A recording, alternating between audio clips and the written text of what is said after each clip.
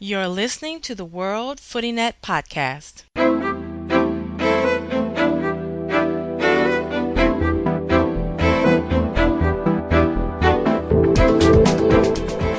Welcome to the World Footy Net podcast.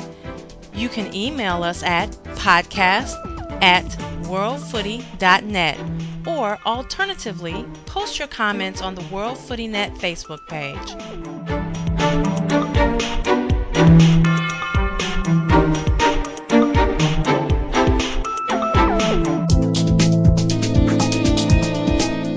For this 51st episode of the WFN Soccer Podcast, WFN correspondent Whitney Grimes talks to former Atlanta Beat and Atlanta Silverbacks women player Rebecca Nolin. In the second part of our show, Hooligan Broom returns with the usual cast of characters to talk about some of the transfer gossip that is ongoing in Europe in this off-season. So sit back and enjoy this next segment of the WFN Weekly Soccer Podcast.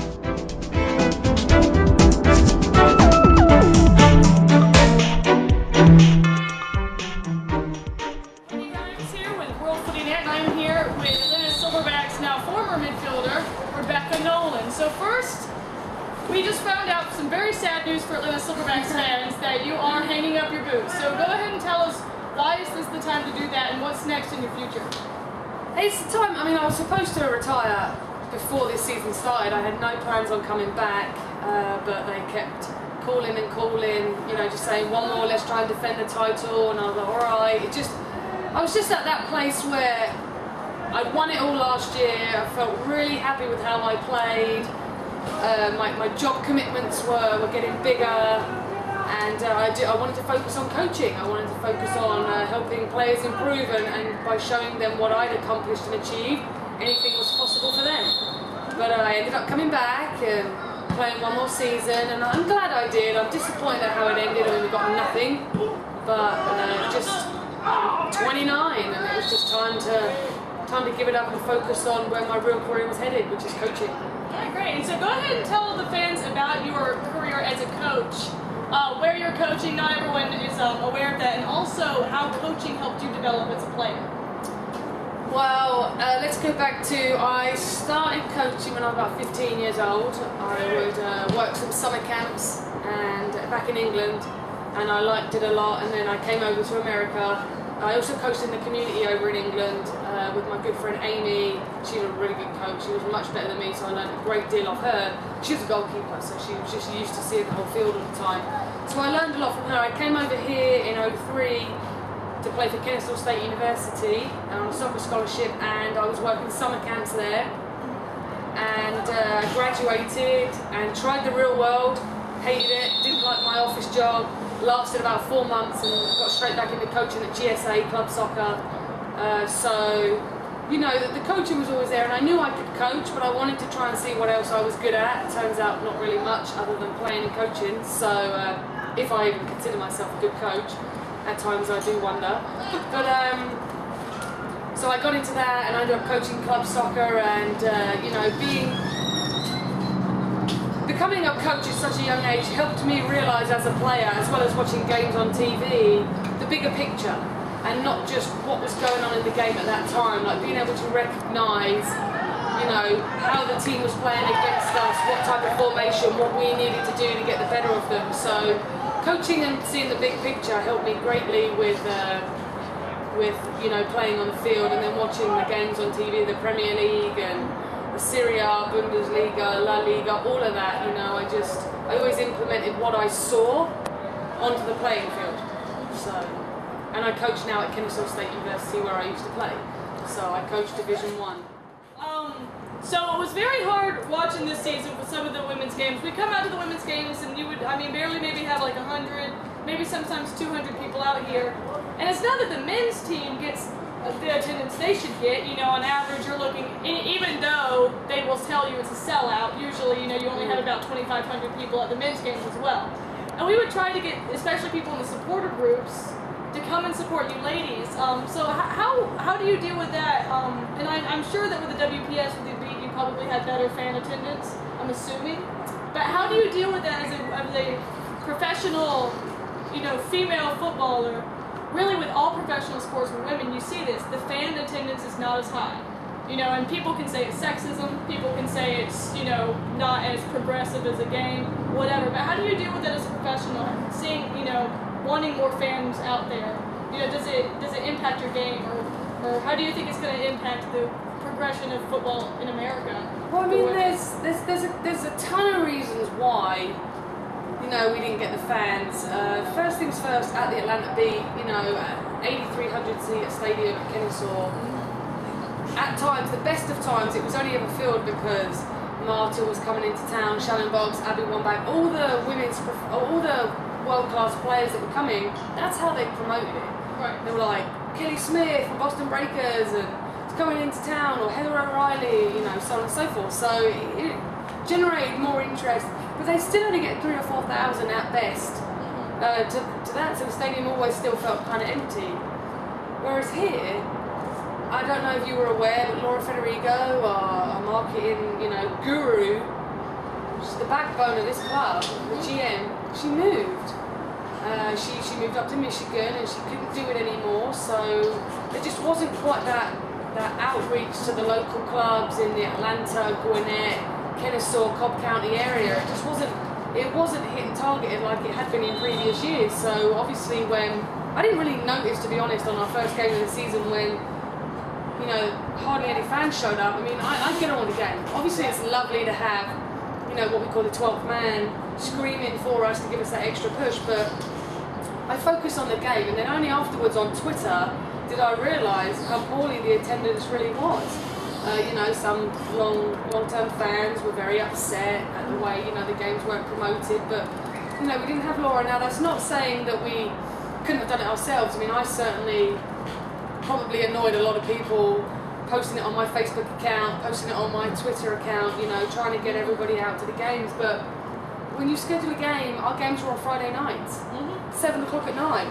Parents get off work at 5, get home at 6:30. Right. So still got to feed their kids. They still got to do this, that, and the other. Yeah, it's very and a lot of the your home games were the same weekends as the men's home games, and so trying to get the fans. I know that was the biggest problem. 2 nights in a row. When I was trying to get people to come out, it's like people are like, well, I can't take work off 2 nights in a row. I can't do that 2 nights in a row. Yeah. And so I think the planning is unfortunate. It is unfortunate, but you know, it doesn't take away. It doesn't control the performance, the results. It really doesn't. I mean, we're very fortunate to be able to play at this stadium. Can't complain. The surfaces are fantastic. You know, we get a decent practice time. We get to use the top turf up there. You know, we get to play on this. This is the best field in the W League. That, you know, especially in our conference. So I mean, we can't complain. It was disappointing, but at times we had great turnout. And I'll take 5 fans over no fans. Right. And it's really nice to see the same faces. And we take time after the games to thank the fans. So it was good to know, but you know, it is a shame that we didn't have a stronger following, but at the end of the day, it didn't control our results. Alright, so as far as development goes in playing in England and playing in America, can you compare those two experiences? How was it playing in America in women's football, and how was it playing women's football in England? Well, like I touched earlier on, you know, it's very technical over there.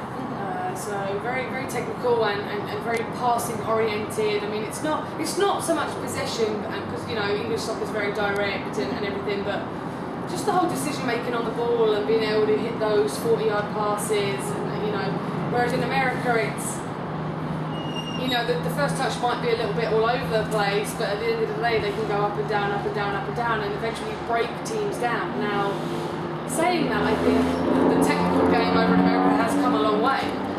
But, you know, I still think we have the edge in technical ability over in England. But the reason why I think England can't beat America or the US in women's soccer is just because Americans are so mentally tough. They really are. And, you know, the whole development thing, you know, they play so much more in this country. Obviously, I didn't get to play on a girls' team until I was 15, but you play once a week, you train maybe twice a week. Here, it's 3 to 4 times a week. It's playing on a Saturday and playing on a Sunday. I mean, the burnout's probably a little bit higher here, the burnout percentage on the women's game, but I mean, to compare the two, it's more athletic, but so much mentally tougher, to technical, but the understanding of the game is so much better in England. Right. But I mean,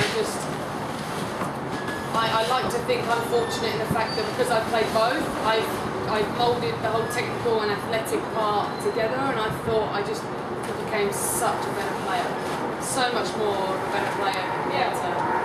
But and you didn't get to play on the girls' team till U15. But how did training with boys impact your game? Do you think that had especially technically, I would imagine, that would really help your game? Yeah, I mean, it was just in the playground at school. Didn't even have a team to play on. I guess I just wasn't really educated in trying to find a team, or I didn't really know I could play on a boys' team. But in the playground at school, we weren't allowed a soccer ball because it could hit other people, it could knock out windows. So we played with a tennis ball. And if nobody bought a tennis ball, we'd play with a pine cone or an acorn. So if you can play soccer with a tennis ball that is this big, or a pine cone that is even smaller, you can 100% do anything with a size 5 soccer ball or a size 4. So as far as my first touch, my speed of play, it had to be good and it had to be fast, because with boys, they're just so much more faster, more physical than girls, that in order to be invited back to play at lunchtime and for the guys to kind of enjoy having me there, I had to be able to compete with them.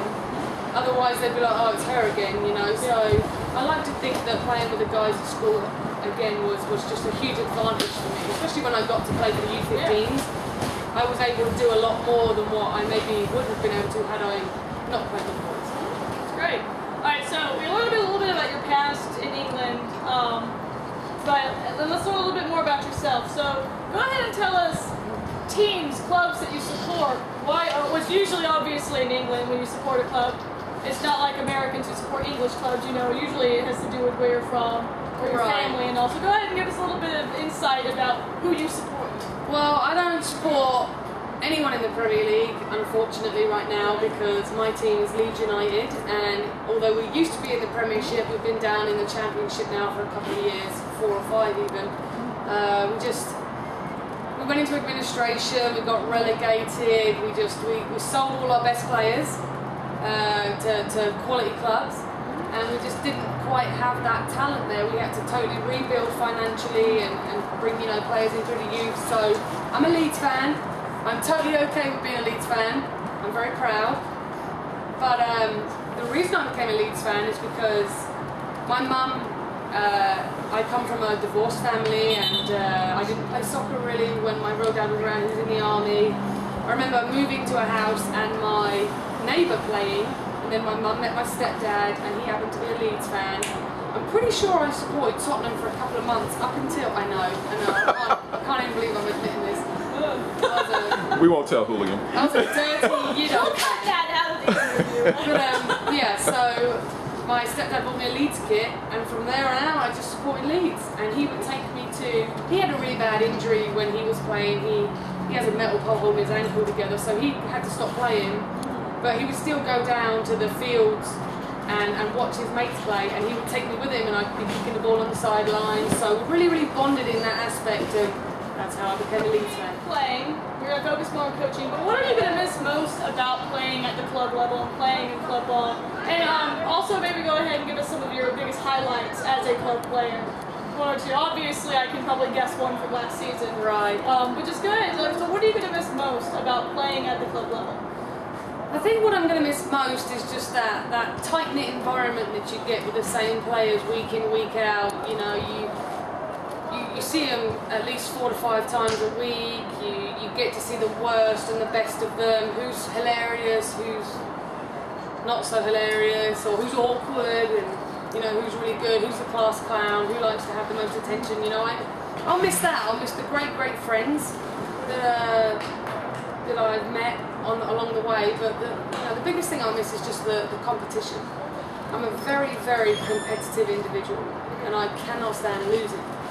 And being on the soccer field, I feel like I am a major part of controlling my fate in a win or a loss. Whereas coaching, you know, I can prepare the players as best I can, but it's their job to get the job done on the field. So I'll miss the competitiveness and just trying to be that vocal leader on the field.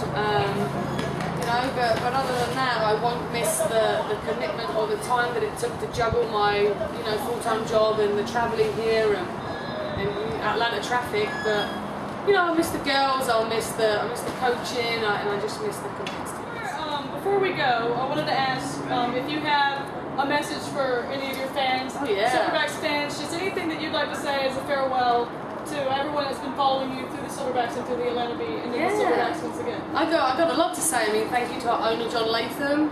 The time and money he's invested in us has been fantastic, and we're so very grateful for everything you've done for us. I hope you continue to support the women's team, because we're so grateful. See you out at the games, you call us out when we don't score enough goals, and then the next game we bang in a few for you. So thank you, everything John Latham. Thank you, Boris and the Silverbacks, for letting us use these amazing facilities. We wouldn't get a better place to play out here, or anywhere in Atlanta. So that's awesome. And to the fans, there have been a lot, but there are only a few this summer. Again, thank you. Your support on Twitter, your support on Facebook. I've met some great friends through all of you that I'll remain to keep in contact with. I'm so grateful to have your support, and the women. I know the women are so grateful to have your support. So please continue to support them. They're going to be a very consistently strong team with the return rate that we have with the players, and who knows, maybe one day I'll be coaching them. Who knows? But thank you to everyone for this opportunity. It's been absolutely amazing. I'm a gorilla till I die. All right, well, thank you very much. Thank you. Don't go away. We'll be right back with a bit of footy banter from the WFN podcast crew after some brief messages.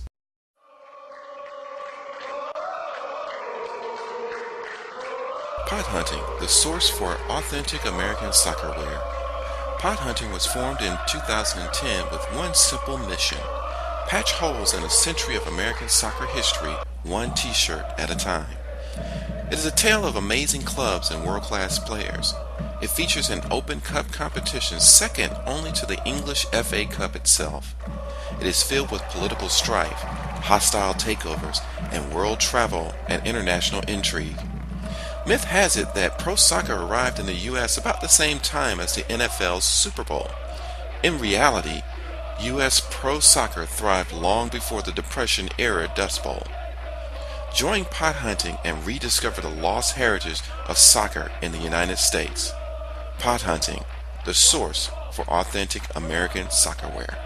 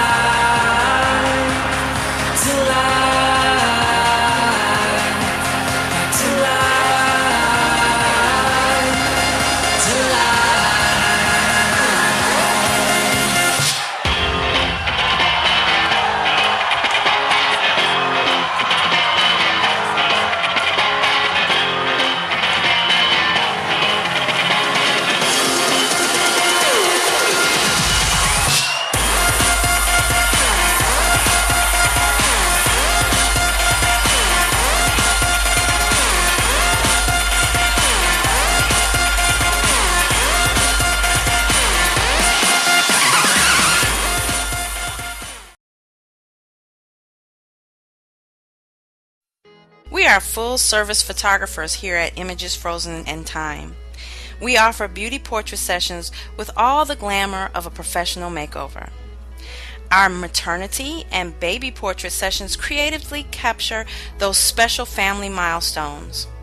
Baby showers, bridal showers, family reunions, and weddings are only to name a few of the events that we can help you capture. Let us professionally capture each and every moment of your special family moments so that they will forever be treasured as your family's images frozen in time. Give us a call today at 678-900-8317. Don't let those moments be lost forever, and let Images Frozen in Time be your photographers for life.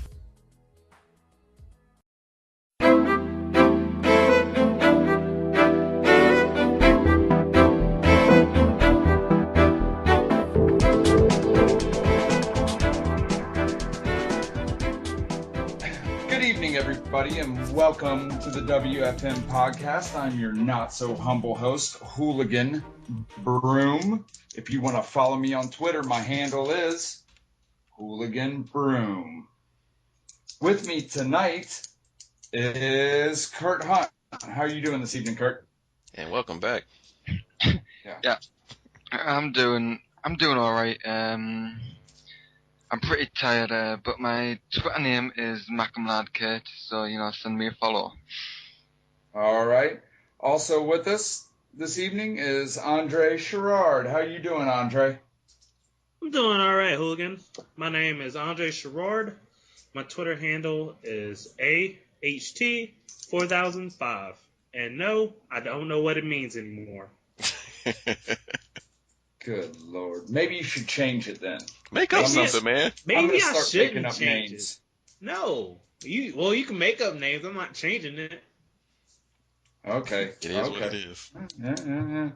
All right, and also with us, of course, is our ever-faithful founder and engineer, Dre Footie. How are you doing, Dre? Been better. I'm kind of in a foul mood right now, but it is football, so we'll talk about that. I am Dre Footie. You can follow me on Twitter, but I hope you don't. I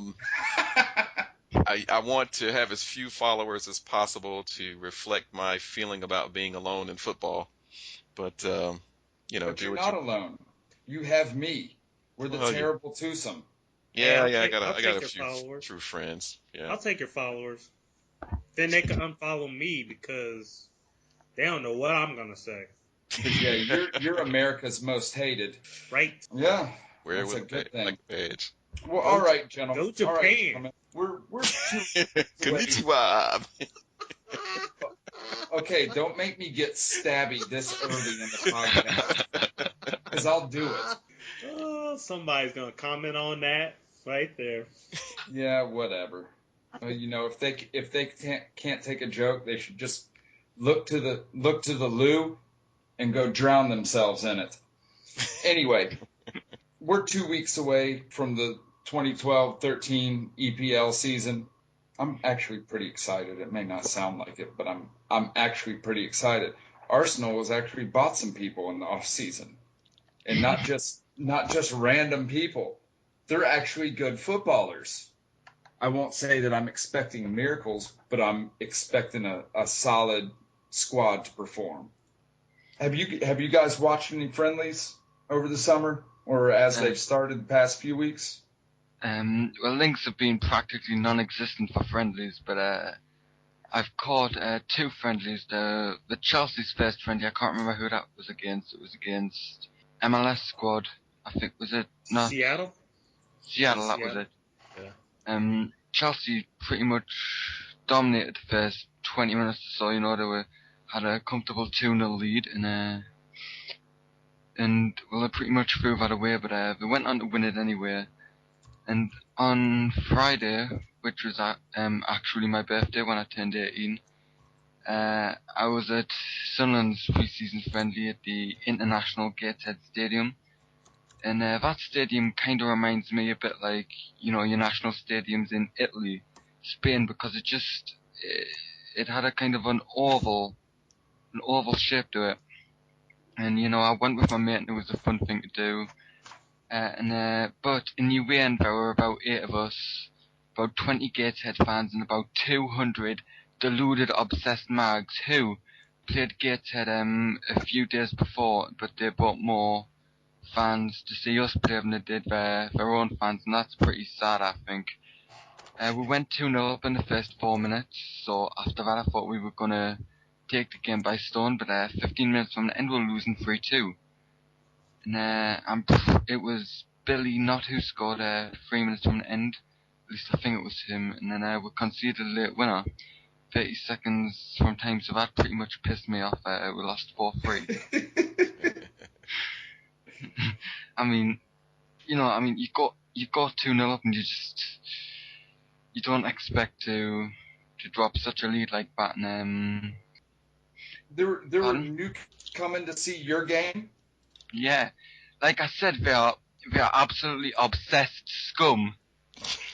And you want to put a strong squad out there to at least shut them Geordie scum up. And just 3 days. Now let me see if I got this right.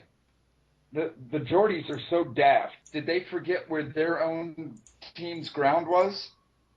Yeah, I don't So they understand show that, up really. at yours? Exactly. 3 days before we played Gateshead, Newcastle played Gateshead in the exact same stadium, right? And this is only 3 days before.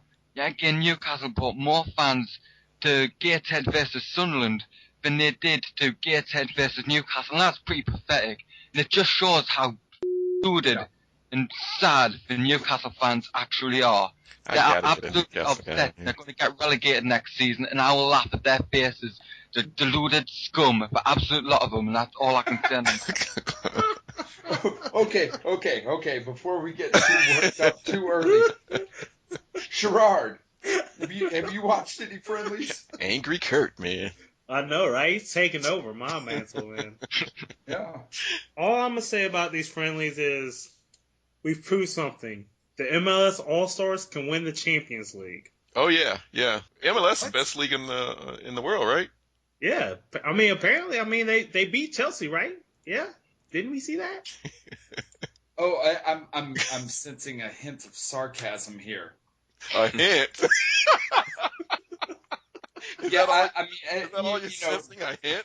Moving right along. So odds on favor of MLS All-Stars winning the Champions League this year.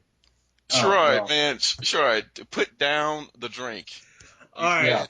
So let me just talk about the friendlies. I mean, it's really, we don't respect the results. I mean, hopefully we don't lose, like our squads don't lose to teams like Malaysia or Indonesia or anything like that. Yeah. But I mean, the results don't really matter. It's about getting fitness. Right. And I mean, most of our players played in the Euro Cup. So I mean, they're just getting back into it, and this is their time right now to get back into shape. So I mean, I don't really take much of these friendlies except individual, like their results and what their performance are like. Results don't matter. Yeah. Not exactly. Really. Not to the coaching staff. They're looking at the individual performances. And I guess that's when I look at Manchester United, that's my team, and when I look at these friendlies, I'm most interested in seeing the individual performances. We got Vidic back, Kagawa showing for the first time. They've been to South Africa, and they spent some time in Norway, and I really am not that interested, just like Sherrard said, in the results. I want to see how well they play, and I've been pleasantly surprised by what I see, because I'm not looking for United to be league breakers this year coming up, but I'd like to see steady progress, and I think we'll see that. And I like the mix of players that they have coming in. I am kind of interested to see United playing Barcelona tomorrow, and on the 8th. I don't know when this recording is going to go out, but I'd be interested in that, plus the Hanover game that they're going to be doing in Germany a week later. So those are just for the sexy part of it, just watching two top teams play. Maybe I'll be a little interested in the result just for the two teams that are involved. But again, I want to see. I think that will be a good measuring stick to check. But overall, friendlies. I was telling Kurt the other day that I've been more interested in watching some old vintage games from the 70s and 80s and so forth on YouTube. And it's just there to bide my time until the season starts. Yeah. And we have local football here and everything, but it's kind of a pastime for me here. I don't have a passion for the game domestically, as well known, but it serves its purpose. But I'm waiting until the new season starts, really, before I get really into it. But I've watched some of these MLS, the Premiership. They're tune-up games, like we've said. I watched a whole Man United game, and Man United actually looked pretty solid. I was pretty impressed with what was going on. But again, and for me, our local footy here is, half-ass my employer. So, Toe that company line. Well, I mean, I can't. I'm with you, Footie. It's not that I can say I have a passion Right. for it like I do for Arsenal, but I do. It's enjoyable. It is enjoyable for me because it's enjoyable because I go with friends that I've had for 25 years, and I get to take my soccer in the streets kids, Yeah. and I get to show them, especially now that the team is kind of coming together. I get to explain things about the game. This is what I'm trying to get y'all to do, and it helps them in practice. So, it's more than just, it is a pastime for me, but at the same time, it's more than that. I have involvement with the club. So, It's a great club. Atlanta's yeah, a great club. They got great fans, great guys on the team, as a matter of yeah. fact. But can anybody tell me what exactly they're playing for right now? There's no relegation. They're not We're going number to. 8. We're Yeah, number 8. we're going to finish most likely dead last, maybe That's okay. seventh, maybe But, seventh. I understand that, but what if we had to play for survival in the NASL? oh, yeah, it'd be a How would that different. change the dynamics of going to a game and rooting for a club? I, I'm not talking about financial and viability or whether or not the team could survive financially if they're relegated or promoted or whatever. Just from a fan's point of view, how much more will the games mean in the balance of the season if Atlanta was fighting relegation? Can I ask this question? yeah. Dre, Yes. what would happen if they are just not going? They're just going to get relegated. They're not going to survive. Well, not a month. Hmm. Like 5 games left and 5 or 6 games left. I know it's like more like 10, 15 maybe, but five Yeah. games left. Do you think that most Atlanta fans will show up? I mean, I'm sure Nope. in England. I know in England, Nope. Europe, I know they'll show up Nope. because they love their club. But No. are you If feeling? if Atlanta if there was relegation in the NASL and with 5 games to go, points wise, Atlanta could not make it, they would be exactly where they are right now with no relegation. It's the I same mean, thing. But yeah. again, there's still that.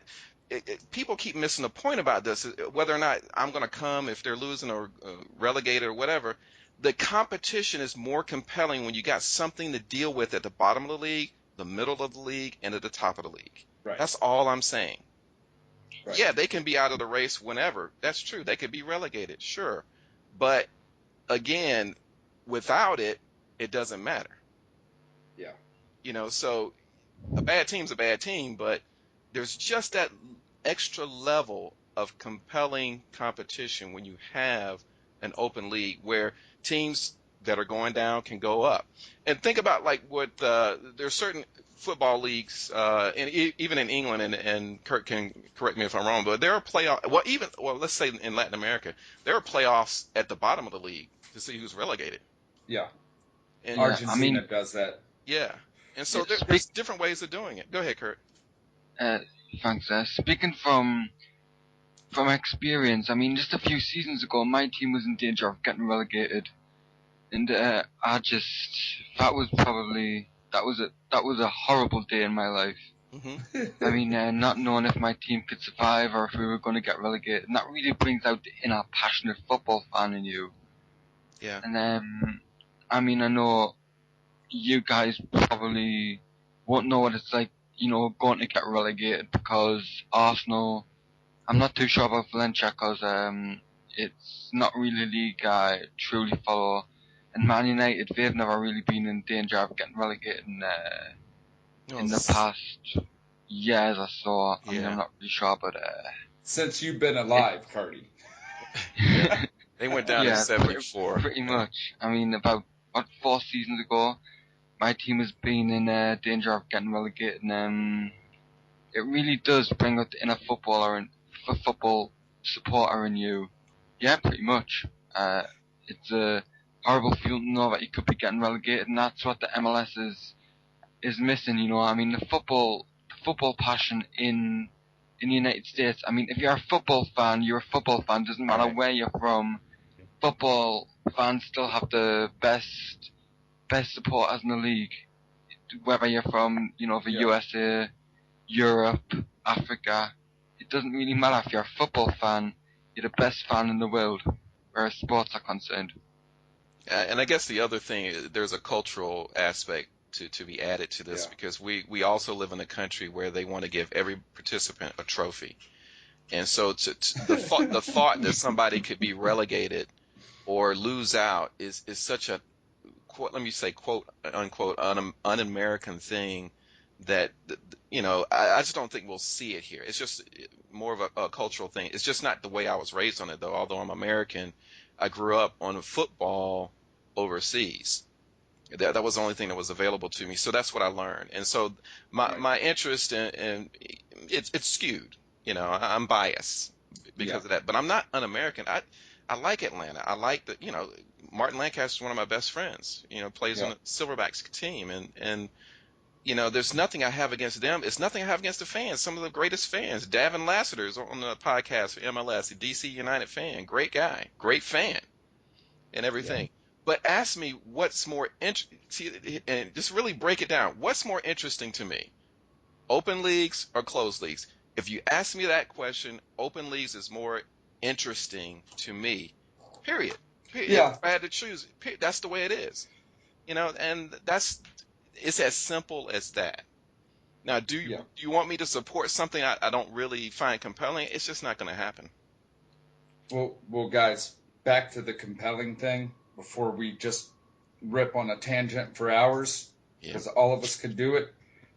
Anyone got any transfer news? I mean, I'm waiting to see where that filthy pikey Andy Carroll moves his caravan to.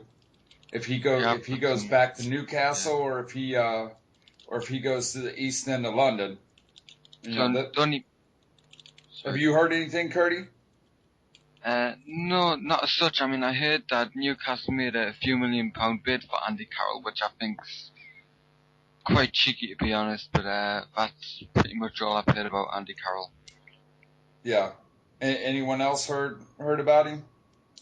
I've heard just about everything coming and going. It's hard to know. They call it the silly season for a reason.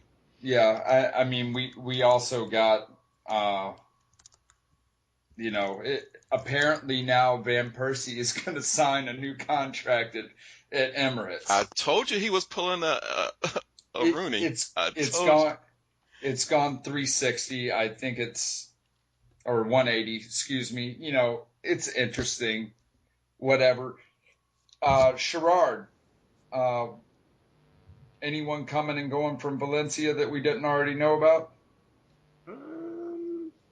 Not really. We're trying to find a new forward. A guy from Paris Saint-Germain, Kevin Gamero. Is Frenchman striker. We're trying to at least get another striker, because I'm pretty sure Roberto Soldado will be out for the first game against Real Madrid. Well, if that's what they're saying. Out with a hamstring injury, so kind of going to need somebody to fit those shoes. Yeah, and speaking of PSG, what can we say? It looks, I mean, when they buy two at a time from AC Milan, I mean, I guess you can say Ibra is a mercenary, but from everything that I've read, it kind of half-assed came as a shock to him. He didn't know he was going till he was going. Well, all of a sudden, PSG is the Manchester City of France. I mean, they want to buy it all and get it all immediately. Yeah. And they're going to be favorites. They're going to be favorites in France. The one quick wrap up is verbal abuse. Oh yeah, gonna be an issue this year. Yeah. I mean, I wish everyone just get a diaper. We've set the precedent. Yeah, I mean, it's just, to me, it's ridiculous. Pretty soon they're gonna be suing people for looking at you wrong. Yeah, it's ridiculous. Can you imagine somebody like Vinnie Jones or somebody like that playing today? I mean, can you imagine? He'd be in jail. Tony Adams. Yeah. Oh, it'd be horrible. It's like the English Premiership is getting the American disease of everybody being hypersensitive Yeah. about everything. Yeah, and it's ridiculous. Did you see what was that? What did Rio Ferdinand got charged with something he said on Twitter? Saying chalk ice on Twitter. Yeah, Calls him on chalk chalk ice. Yeah, chalk ice, which is. I mean, that's absolutely ridiculous. That's not racist or anything. Well, I mean, it's between him and a friend. I mean, why are they? I just, That Twitter stuff's ridiculous, man. it's crazy. Yeah. It's silly. I can't believe they're wasting Frimpong time. keeps getting it. Yeah. I don't get it. Just let it. The football. The FA should just look at it and say, we're not going to take anything seriously on Twitter. We're not even going to look at it. Why are they wasting time with this when they need to be solving other issues? And the thing I think about the racism thing is, I think they're like totally just making a mockery of that, rule. Where in the 80s and 70s where there were real racism going on, now we're just having, if somebody says black at the end of another thing, that's termed quote unquote racist. Yeah, anything like that. John Barnes was talking about just such a thing. He played in the era of bananas being thrown at him and monkey chants in the stands, and now you got players crying because somebody said he was a black so and so or whatever. Yeah. I'm like, come on, guys, drop a couple. And really get some skin, get some tough skin, and play the game. It's a tough game. People don't like you, and they're gonna say mean things to you. Yeah, and that's that's what I don't get. Well, guys, let's wrap it up and leave it there for the evening. Fix my computer, and we can do this again next week.